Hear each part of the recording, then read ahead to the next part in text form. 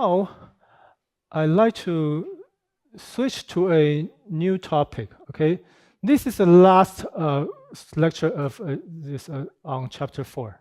Okay, in chapter 4 we are all about sampling and the relation between discrete time and continuous time. Okay, but there's one last issue, important issue that we need to talk about. Really making the signal digital.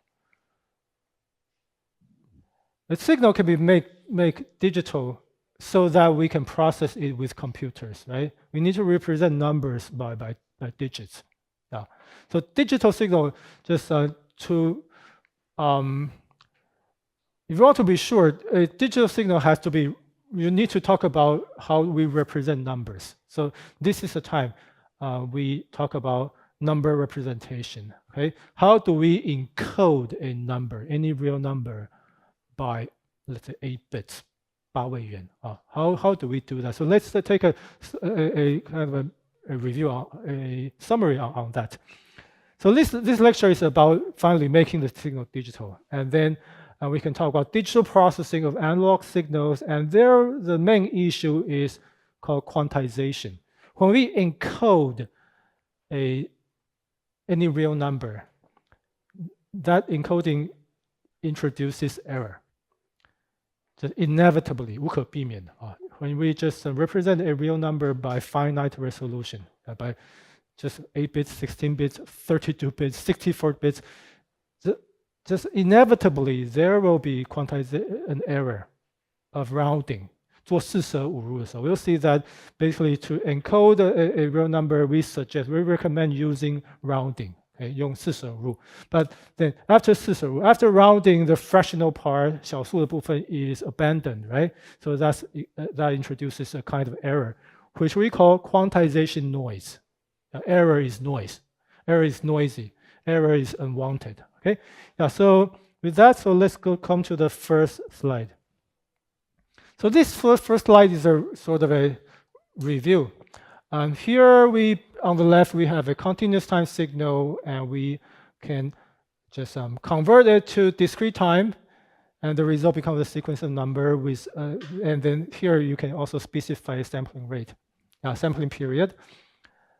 And everything can happen in the discrete time domain, and then in the end, you might want to we want to just output your signal. Okay, so that is to say, you might want to convert your signal from discrete back to the continuous time using the same sampling period. Okay, so this chain of processing is called discrete time processing or filtering of continuous time signals. Yeah. But now that's a kind of ideal scenario. It's too simplified. 太过于简化, too simplified. So it does not talk about how we actually represent the number, right? The numbers. So here is a more complete chain of blocks that we need to be aware of. So first of all, still with the continuous time signal, because we want to prevent aliasing, you need to low pass the signal first. Okay. Low pass to ensure that the bandwidth is what? Narrower than 1/2 of your sampling rate, right? So this first preliminary step is called anti-aliasing. Anti-aliasing, you want to apply a low pass filter. Make sure the bandwidth now here is less than or equal to 1/2 of a sampling rate, okay?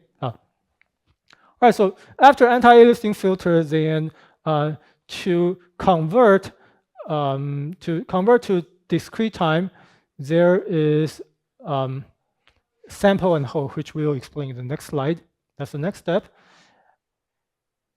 And after that, we are now ready to convert real numbers to a digital representation.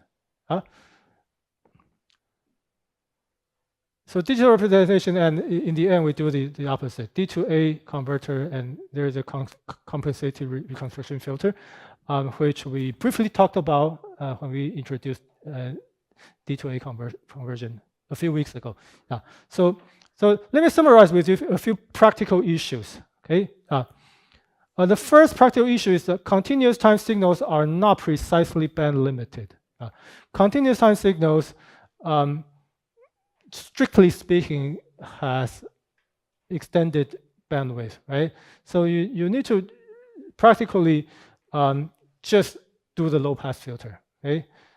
Whenever if you are going to sample your signal next, so it's absolutely recommended that we want to prevent aliasing. Limit your bandwidth first to ensure that there will be no aliasing. That's one practical issue, number one. And there's another practical issue that ideal low-pass filter actually cannot be realized. What's that about? Ideal low-pass filter, maybe it's we can talk about it. Ideal low-pass filter, does anybody remember? Ideal low-pass filter has a inverse Fourier transform, right? So ideal low-pass filter in the frequency domain with the cutoff frequency omega c minus omega c in continuous frequency domain. When you think about this, back in the time domain, what's the result? Sinc, right? This is a kind of a sinc function. But sinc function, if you really think about it, this is problematic. I say this cannot be implemented. Ideal is ideal. Ideal means it is not real. It's not practical, right? I said the sinc interpolation cannot be implemented. Why? There are a few reasons. First reason is that in the time domain, it extends from minus infinity to infinity. I mean, this property alone makes it impractical. This just simply cannot be implemented, right? So keep in mind that this is not the focus of our study right here. I'm pretty sure that A to D conversion has a lot of details that itself is a field, itself is a specialty. If you're really interested in ADC, maybe you may want to speak to Professor Xie Zhicheng. I think he specializes in that. So, but keep in mind this, this thing really cannot be implemented. It lasts forever. Cannot be. It needs to be approximated. The best we can do, the best anti-aliasing filter we can do is never ideal. It's an approximation of ideal filter. Okay, all we can do is approximation. So that's the second practical issue. And the third practical issue is that ideal C to D and D to C conversion does not worry about quantization, but now we need to start to worry about it. Okay, we need to start worry about how many bits do we have and how much quantization error that will introduce. Right. So this again, ideal C to D or D to C are both ideal concepts. Right. In practice, they need to be replaced. They can be approximated by A to D and D to A conversion. A stands for analog, D stands for digital. Right. So with those are a few remarks in mind. So here is the outline for this lecture. So in the next slide, next few slides, I will just briefly first talk about sample and hold. Very simple idea. And then following that, we go to the issue of quantization and the noise it introduces. We'll talk about binary representation of numbers. We'll talk about some properties of the noise that's introduced by quantization, by rounding. Okay? When we represent numbers by binary representations, then we will encounter noise. And we will study the noise property, its distribution and its spectrum. Two different ideas. Okay, so with that, let's talk about sample and hold first. So to sample and hold means you to something right here. Okay. So here, suppose that we have a continuous time signal, and we have a sampling period t. To sample and hold, just literally, literal means we measure the signal and then hold it. That's all. We take a measurement of a signal right here, for example, at this moment, minus 3t, and then hold it. And after t, after a period of t, then we repeat the process. We sample the signal. And we make a measurement right there. The signal is so much. Then we hold. the system holds right there. So that's why it's called sample and hold, sample and hold, sample and hold, sample and hold. Okay, very simple idea shown in this picture. But why do we hold? We hold that's because then that gives us some freedom to make the conversion. Okay, as long as we can finish the A to D conversion within this much of time, we are fine. Okay, sometimes it takes longer. Sometimes it takes we're almost running out of time. Sometimes we can just do the conversion right away. Doesn't matter. As long as you can finish the conversion within a period of t, that's okay. Sample and hold. Hold it first, then ask this next block to do the conversion. Okay? Oh. So that being said, that means everything here is ignored. Okay? Anything in between sample time is going to be ignored. Yeah. So that's the idea of sample and hold, so as we can make the conversion. Okay, so what do we mean conversion? Any questions here? Anything? Does everything look okay right here? Very simple idea, sample and hold. Okay. And then so now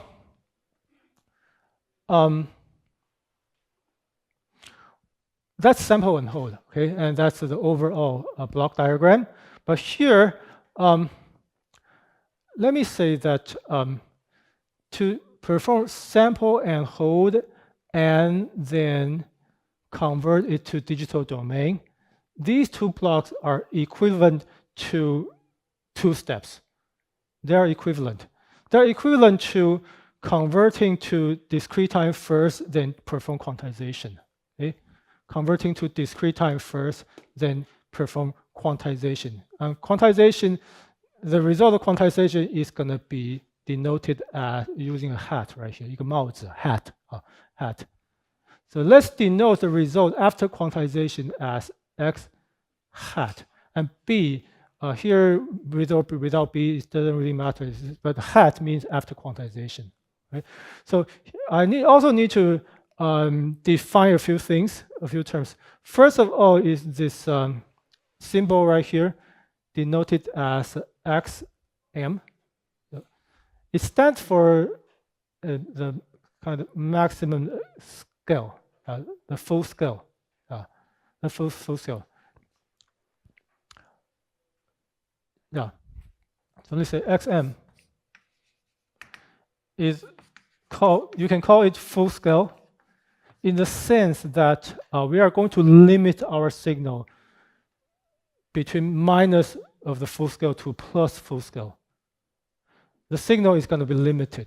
Okay, the signal value is going to be limited from minus to plus that full scale. Everything beyond that range, what can we do? There's nothing we can do. We'll simply clip the signal. 我们就让它截断了. Yeah, okay. We'll simply clip the signal. There will be examples. Okay, so full scale means that your signal may look like this to begin with, but before we talk about quantization, we need to first define what's the desired range. Okay, what's the kind of minimum to maximum range? So let's say our range is going to be plus to minus the full scale. So let's define our full scale to be within this range. So that means that later on we'll see anything that's beyond this. Anything that's beyond this is just going to be clipped. Okay, it's just going to be clipped. So now the signal will not be encoded. So anything that's larger than plus m or more negative than minus xm will be simply. We will simply say sorry. We are reaching out of the range. Okay, so that's the meaning of full scale. Okay, so it's an important parameter regarding the design right here. You first define the full scale here. Then we can talk about representation. Okay, then finally, in all the samples right here, then we can talk about how do we convert all the samples into a sequence of, let's say, 8 bits. a sequence of 16 bits for every real number right here. Okay? Yeah. So far, so good.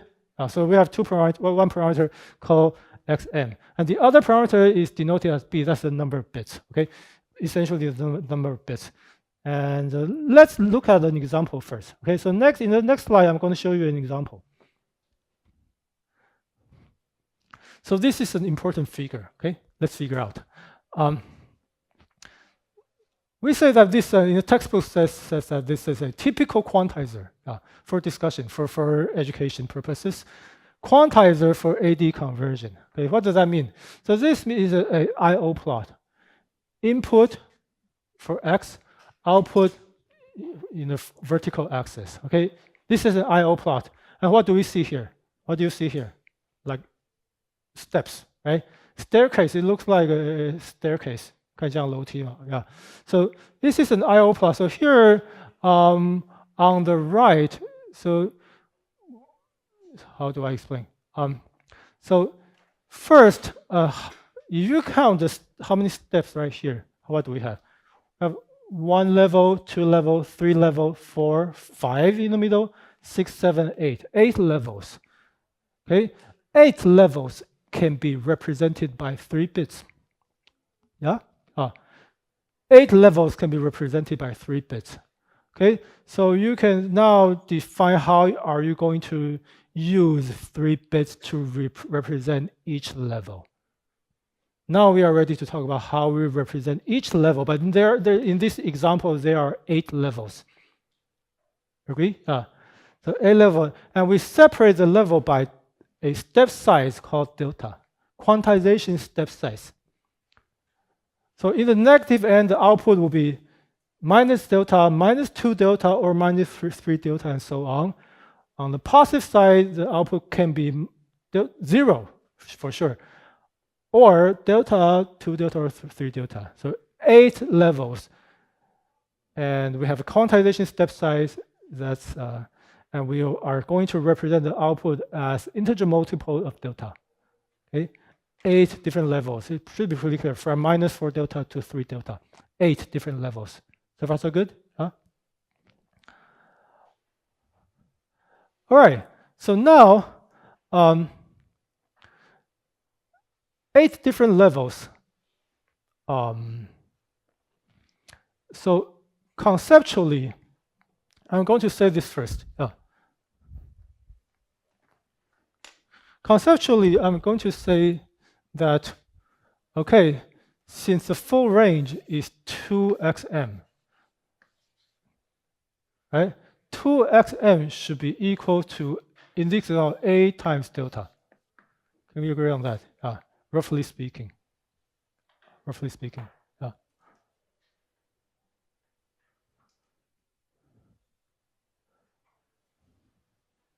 So delta is equal to 2xm divided by 8. Now what is 8? 8 is 2 to the 3rd power. Okay? So this is a relation between how many bits we have, what's the full scale, and what's the quantization step size. Roughly speaking.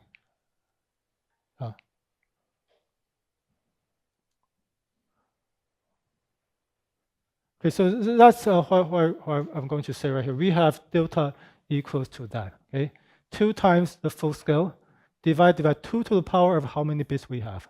Okay,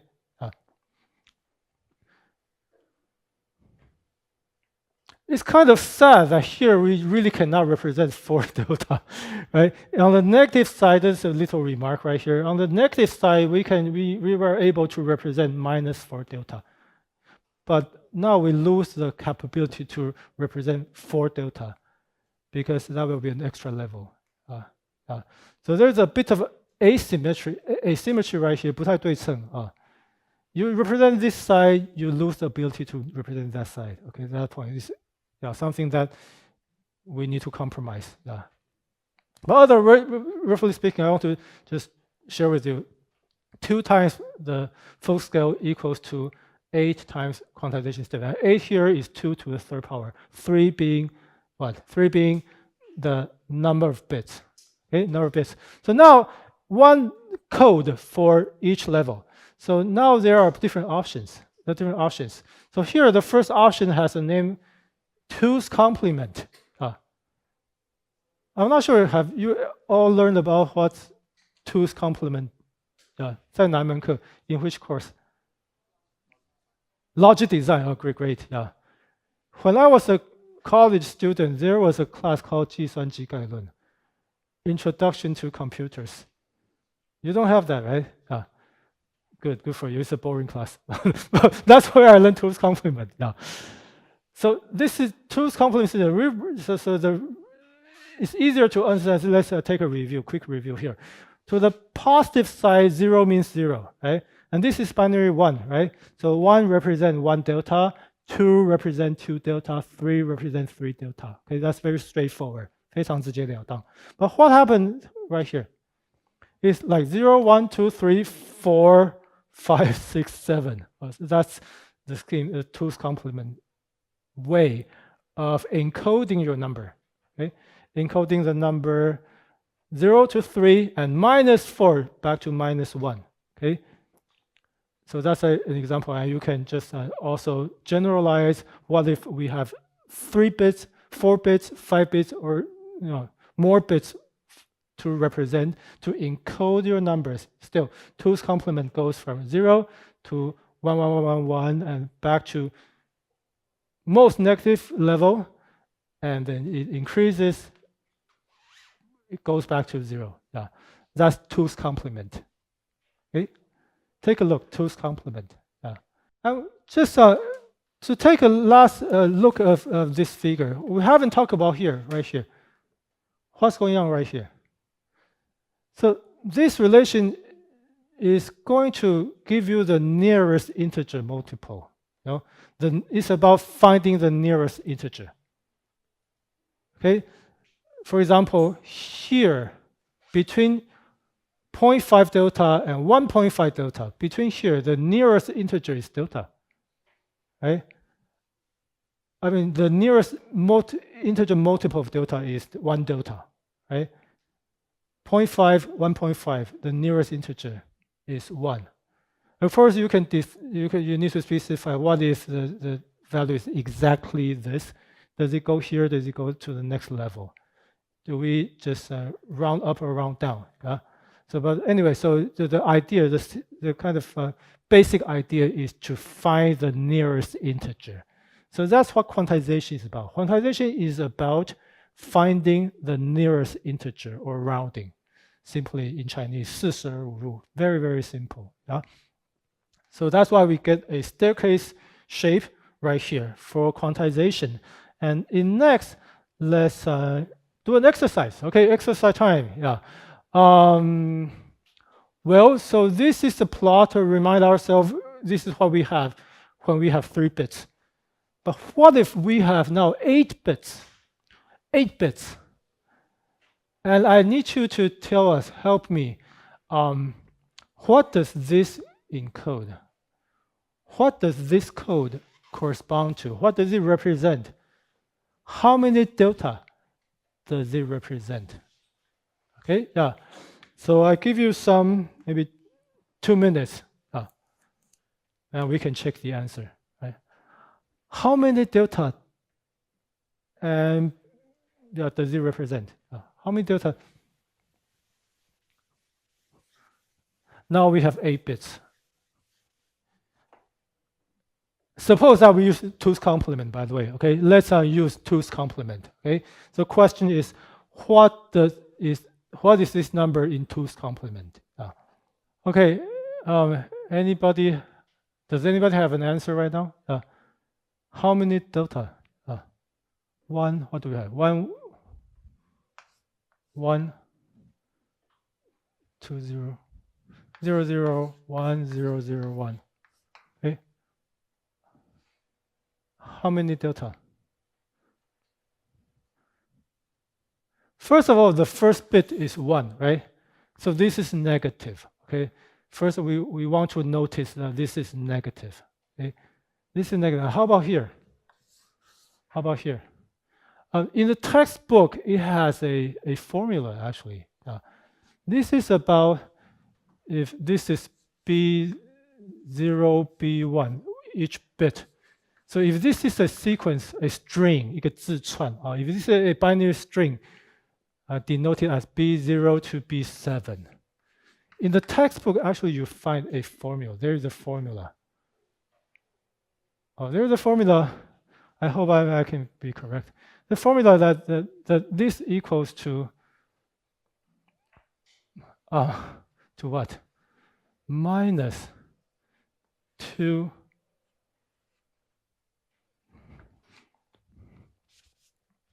minus B0 times 2 to the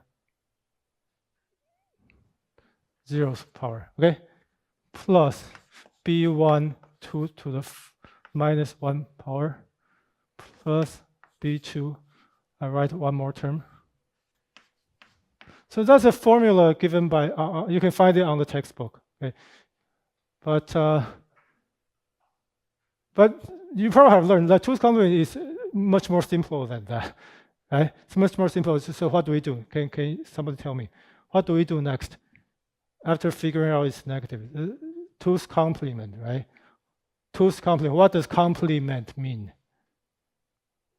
反过来, complement means opposite. So now the suggestion, a lot of you might have learned this.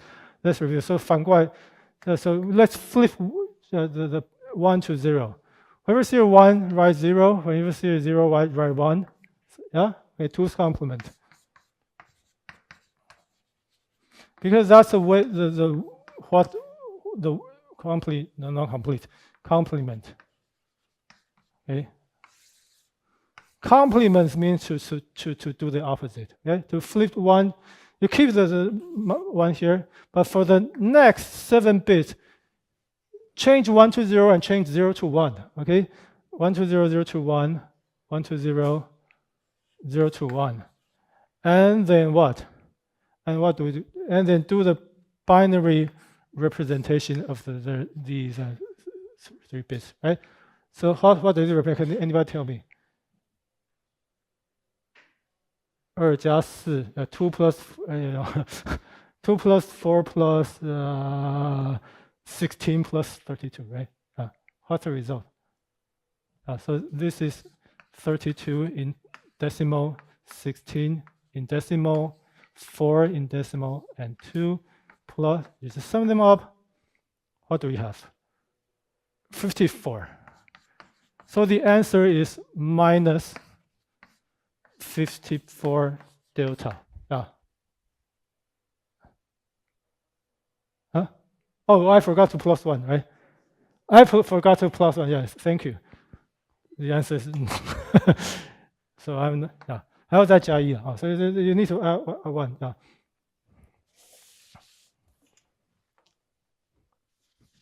And this should be the same as equivalent to that. Okay.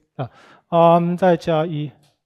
So then, so the answer is with the minus sign in the beginning. So the answer is minus 55 delta. Okay. So that's what this string, this binary string, represents in quantization, right? So that's a nice little exercise, and which corresponds to this formula on the textbook.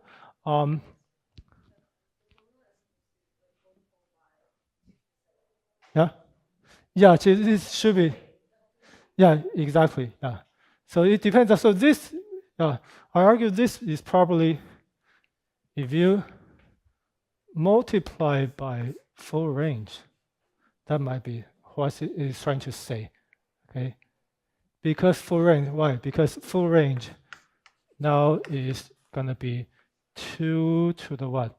7th power delta, full scale, yeah? Plus or minus full scale, right? And we have 8 bits, which means we have so many levels to represent. So I think everything put together, this is equivalent to that. Thanks for pointing out. This is a factor of 2 to the 7th right here. All right, so very good comment.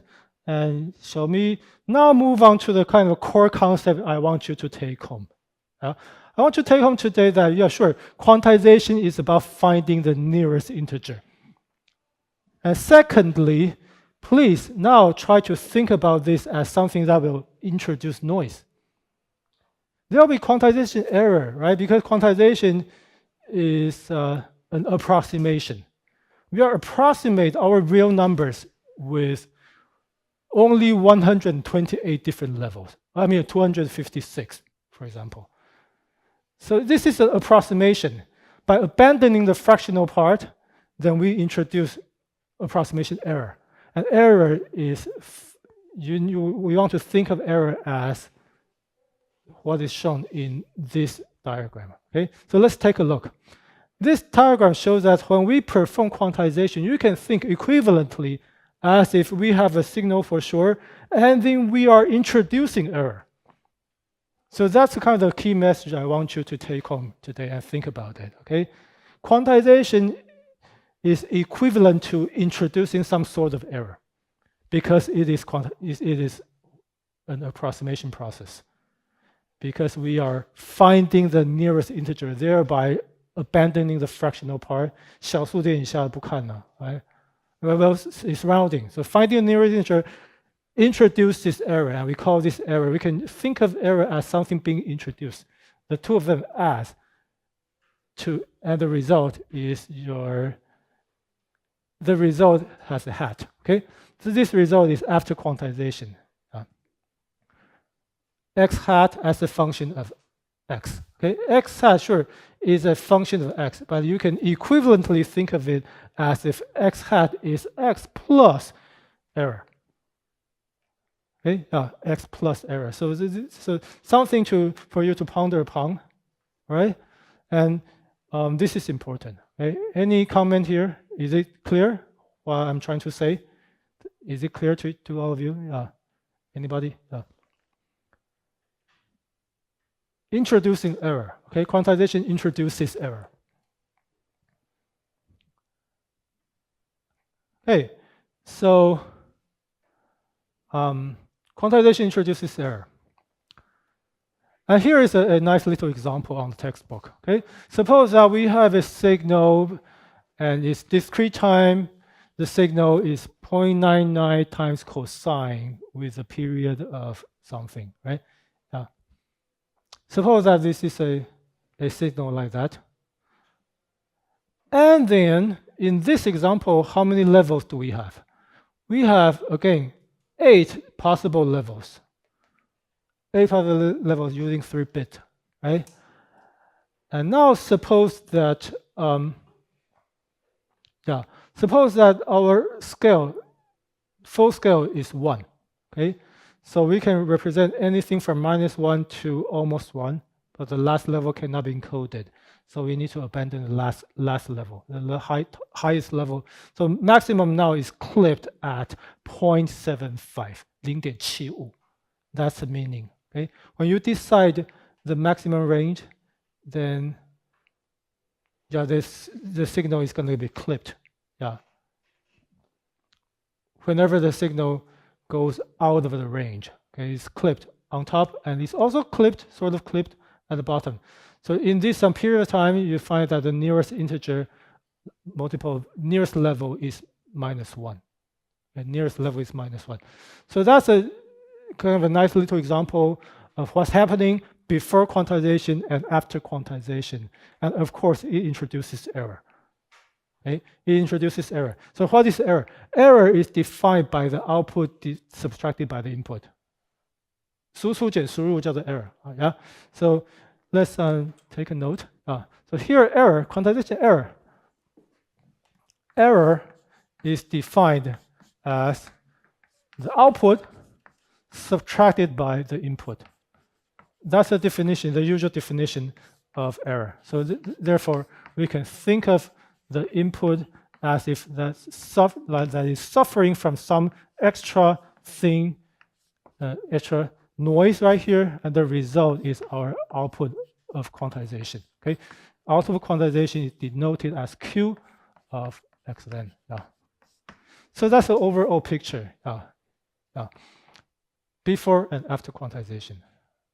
Okay.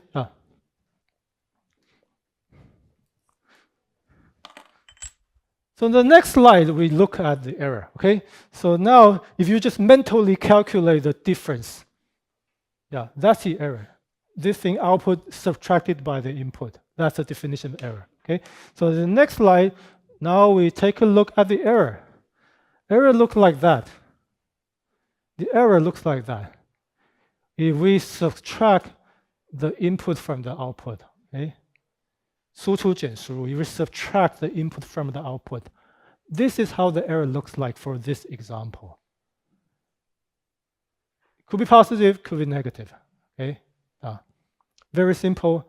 And this is what? What's that? The next plot is when we have 8-bit instead of only 3 bits, this is the error we have, okay? Now, this error, the first thing we should notice that is the level, of course, becomes smaller. Yeah, of course, the noise level becomes smaller. Very simple stuff. Yeah, using more bits, you have a finer representation. The error is smaller. Yeah, makes sense, right?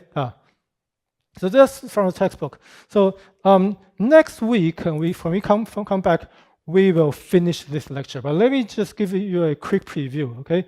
So the quick preview is that now from here, you just look at this last plot right there. Does it look random? That's the question.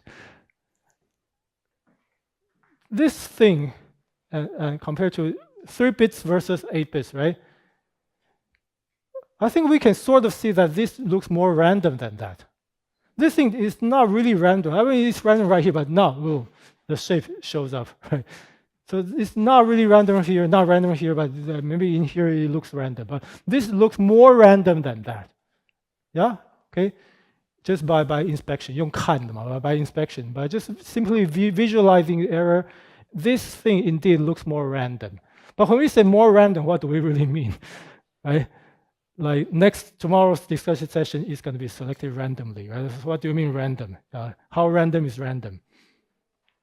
So in probability, this is a few occasions that in this semester that we will need to borrow from probability, okay? So we need some kind of more rigorous definition when we talk about randomness, okay? Do we mean that it's more uniformly distributed? Or do we mean that it's a random process in which every sample is independent to other samples? Right? Those are already 2 different notions of randomness. 2种关于 random 不同的想法啊。So next week when we come back, we talk about a more rigorous definition of randomness. Are we talking about uniform distribution?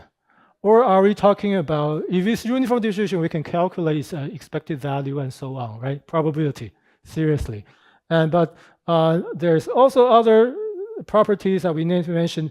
We can talk about whether there's some sequence of error. As a random process, how about its spectrum? Yeah, is every sample independent of the next sample? If it happens, then we call that is what? Is identical what? IID. IID. There is what? IID. Identical, independent, identically distributed. All right. Yeah, so there are different notions of randomness that's worth mentioning. But we will talk about that next week when we come back. All right. So tomorrow, please come back here, and we'll have the first follow-up discussion. Okay. Yeah. Thank you for being here, and yeah, class dismissed.